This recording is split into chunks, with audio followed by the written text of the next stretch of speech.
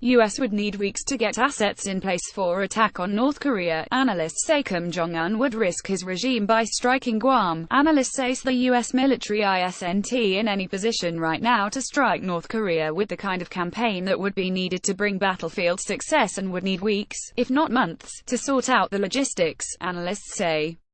Mark Hertling, a retired U.S. Army general and CNN analyst, said the tens of thousands of U.S. civilians, many of them military dependents, would first need to be evacuated from South Korea. The U.S. would also need to add to its forces in the region in what Hertling called a reinforcement of shooters.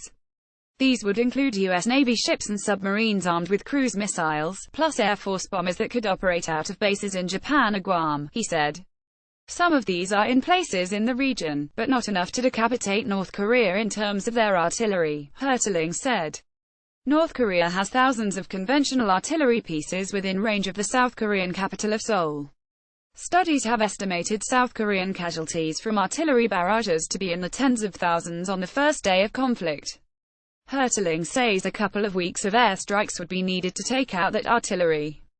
And the U.S. would need the planes, bombs, fuel and support personnel in place to carry out the campaign, he said, comparing it to the country's Desert Storm operation against Saddam Hussein's Iraq in 1991. In Desert Storm, the USAID coalition began its bombing campaign against Iraq more than 5 months after hostilities began with Iraq's invasion of Kuwait. As with Desert Storm, it would take weeks to get needed U.S. Army tanks and ground troops from the bases in the U.S. to ports in southern South Korea, and even longer to get them north to where they'd be in a fight with North Korea, said Hertling, who participated in those kinds of simulations on the Korean peninsula.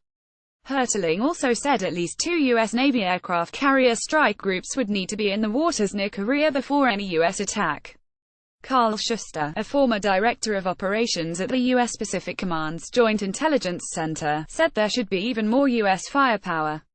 As a planner, I'd rather have 3 carriers than 2, plus additional Air Force, Navy and Marine Corps fighters, said Shuster, now a Hawaii Pacific University professor.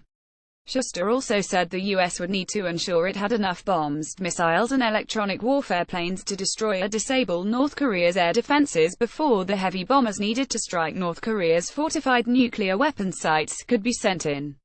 Reinforcements for those aircraft would likely have to be dispatched to Guam or Japan. Hertling said much of what the U.S. would need may not even be stationed in the U.S., but deployed in current military campaigns against ISIS in the Middle East or the Taliban in Afghanistan. All that being said, Shuster said it wouldn't be surprising to see some U.S. assets moving nearer to the Korean peninsula in the next few days, maybe a carrier group into waters close to Japan, another guided missile submarine port call in South Korea, or more U.S. Air Force bombers moving to Guam or Okinawa. But these would be defensive in nature and more of a warning to Pyongyang rather than indications that a U.S. strike was imminent, he said. As well as that, he said he expects U.S. diplomats to be more visible, including Secretary of State Rex Tillerson, who has been visiting countries in Southeast Asia this week.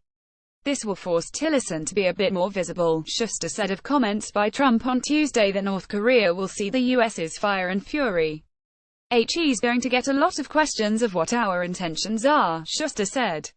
Shuster also said he doesn't expect any North Korean attack on Guam or any place else, saying Kim Jong-un's threats are mostly bluster. Kim's actions are macho within some concise constraints, he said. 1. North Korea's missiles are untested in actual battle and their accuracy is far from certain, he said.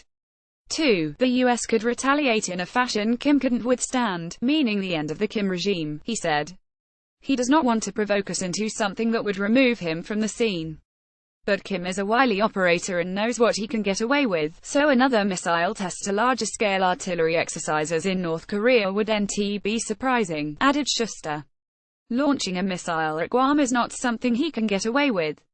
Launching a test missile sends the same message domestically and internationally, said Shuster.